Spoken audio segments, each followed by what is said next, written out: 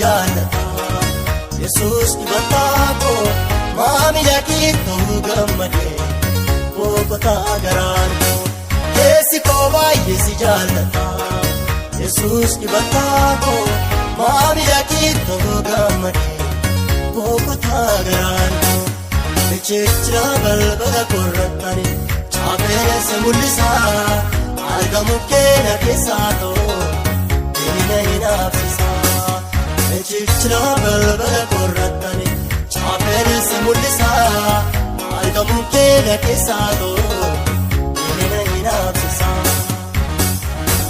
Siina jaaladheenyummaa koo si keessa harki kee iddoo haara galfeetti na keessa Harki kee iddoo haara galfeetti na keessa Raabsoona lubbuuf boqonnaa kan kooti Gammachuun koos kan inni bootoo si keessatti Gammachuun koos kan inni bootoo si keessatti Gammachuun koos kan inni bootoo si keessatti Gammachuun koos kan inni bootoo si keessatti Cimsee yaadee sibiila dheeraa naaf taata Arrastaanaan waa'ee koo boriin beekta Arrastaanaan waa'ee koo boriin beekta Daandoo jaba gamoodii gammeen si godhee Iddoo hundaa dandeettii kenna kaadhee Iddoo hundaa dandeettii kenna kaadhee Iddoo hundaa dandeettii kenna kaadhee Iddoo hundaa dandeettii kenna kaadhee Argannoo koo dogoggoree Iddoo dhaabbannaan wallaallee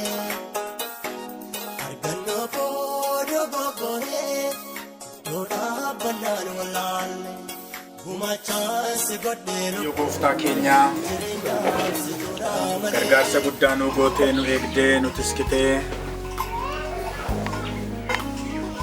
namoota iddoo kana jiran hunduma isaanii gargaartee yaa Waaqayyo guyyaa kanaan yeroo kanaan kan nu geessee si galateeffannaa galanneef ulfinni guddaan siif haa ta'u.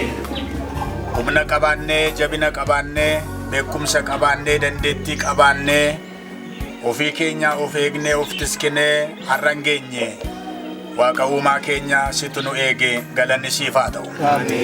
Maatii nagaa biyya nagaa qe'ee nagaa mandara nagaa magaalaa nagaa nu jiraachifte amma har'aatti yaa Waaqayyo kanaaf si galateeffannaa galanni ulfinni siif haa ta'u.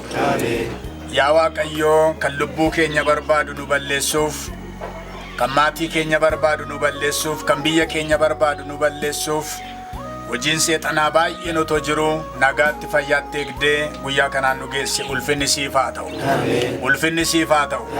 Nama jiraatee gaa'ilatti hirmaatu nama jiraatee gaa'ila geggeeffatu nama jiraatee wal wajjin nyaatee dhugu nama jiraatee wal wajjin gammadu nu goote nu eegde nu tiskite bara barri hammaate kana keessa ati nuuf gaariidha galanni ulfinni siif haa ta'u. Maqaan kee haa eebbifamu.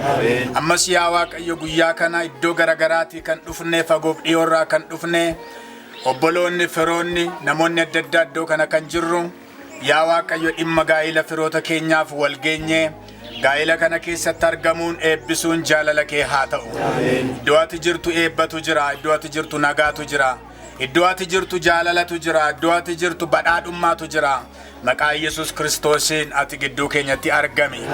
Abboota bitaa mirgaa taa'anii haasa'an dhimma gaa'ila kanaa dudubbatan gidduutti ati ulfaadhu.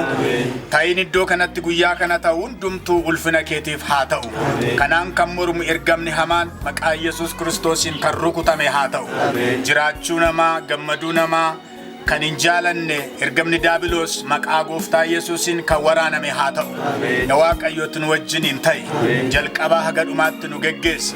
Kana hundumaa waan gootuuf ulfaadhu maqaa gooftaa keenya fayyisaa keenya maqaa Yesuus Kiristoositiin.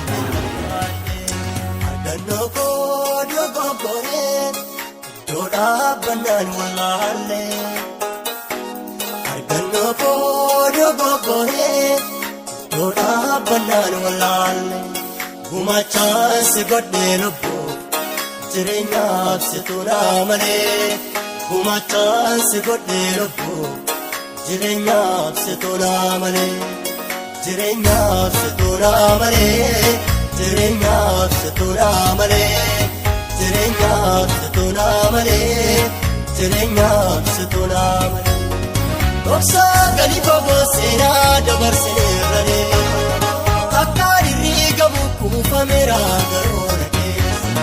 Dhoksaa gadi fagoo seenaa dabarseerranii haasa dirriigamu kuufameera garoona keessa.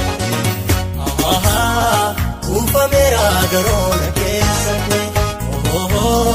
Kuufameera garoona keessa. Kuufameera garoona keessa. Kuufameera garoona keessa. Michicha balbala korrattanii chaapheessa mul'isaa argamuun keenya keessaa too deemina hin absisaa. Michicha balbala korrattanii chaapheessa mul'isaa argamuun keenya keessaa too deemina hin absisaa. Michicha balbala korrattanii.